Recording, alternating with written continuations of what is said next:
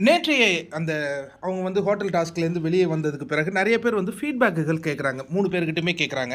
பார்வதி என்ன கேட்குறாங்க அப்படின்னா, ஒரு விஷயம் அவங்க ஷேர் பண்ணிட்டு இருக்கும்போது, "வியானா டைட்டில் வின்னரே ஆயிடுவாளோ?" அப்படிங்கிற மாரி கேட்குறாங்க. ஏன் அப்படி கேட்குறாங்கன்னு நமக்கு தெரியல. மஞ்சரி என்ன சொல்றாங்கன்னா, டைட்டில் வின்னர் அப்படிங்கிறத இப்ப ஜட்ஜ் பண்ண முடியாது. பட் ஆரம்பத்துலேருந்து வந்ததுலேருந்து சில பேர் வந்து கொஞ்சம் வளர்ச்சி பெறுவாங்க இல்லையா? அந்த மாரி நம்ம வியானாவ கண்டிப்பா எடுத்துக்கலாம் அப்படிங்கிறாரு. கமருதீன் வந்து பிரியங்கா கிட்ட, அ "ஏன் என்ன மேனேஜர் டாஸ்க்ல ஒருத்தவங்க கூட சொல்லல? அது நீ யோசிக்கணும். ஏன் யாருமே ஒண்ணு சொல்லல? அப்போ உன்ன ஒரு முரடனாக, இவன் எதையுமே ஹேண்டில் பண்ண முடியாத ஒரு நபராகத்தான் பார்க்குறாங்க. நீ டாஸ்க் சிறப்பா செய்றது மக்கள் மத்தியில இருக்குமா? அப்படின்னா, அத விட நீ யார்? அப்படிங்கிறது இருக்கும். அது நீ கொஞ்சம் பார்த்து நீ அத சரி பண்ணிக்க." அப்படிங்கிற மாரி ஒரு விஷயம் பண்றாங்க.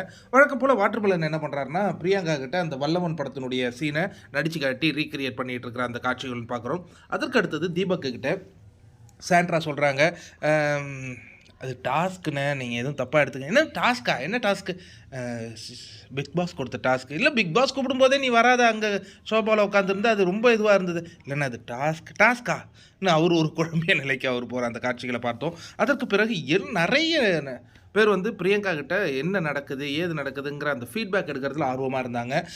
தீபக் வந்து கானா வினோத் அண்ட் தர்பூஸ் உங்களுடைய காம்பினேஷன் ஆரம்பத்தில ரொம்ப அருமையா ஒரு வரவேற்பை பெற்றது மக்கள்கிட்ட. அதுக்கு நீங்க தான் பார்த்துக்கணும். கலாய்க்கிறது ஒரு அளவுல இருக்கணும். மீட்டர தாண்டுச்சுன்னா அது வெறுப்பா மாறிடும். அத பார்த்து கரெக்ட்டா பண்ணுங்க அப்படிங்கிற அந்த விஷயத்தையும் ஷேர் பண்ண அந்த காட்சிகள பார்த்தோம். அதுக்கப்புறம் வந்து சபரி, கனி இவங்கெல்லாம் வந்து நாங்க எப்படி இருக்கிறோம்? எங்களுது குரூப்புங்கிறாங்க. பட் நாங்க குரூப் கிடையாது. அப்படிங்கிற மாரி அவங்க அவங்களுடைய பாயிண்ட்ஸ்கள ஜஸ்டிஃபிகேஷன் பண்ணிட்டு இருந்தாங்க. அதுக்கு அடுத்தது முக்கியமான ஒரு விஷயம்.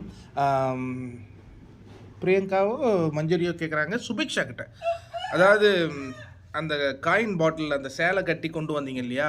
அது வந்து என்ன மாரியான தீம் அப்படிங்கிறது மக்களுக்கு ஒரு கன்ஃப்யூஸ தான் ஏற்படுத்துச்சு அப்படின்னு சொல்ல சுபிக்ஷா கொஞ்சம் வருத்தப்படுறாங்க. இந்த மாரி பல காட்சிகள் நடந்ததுங்க.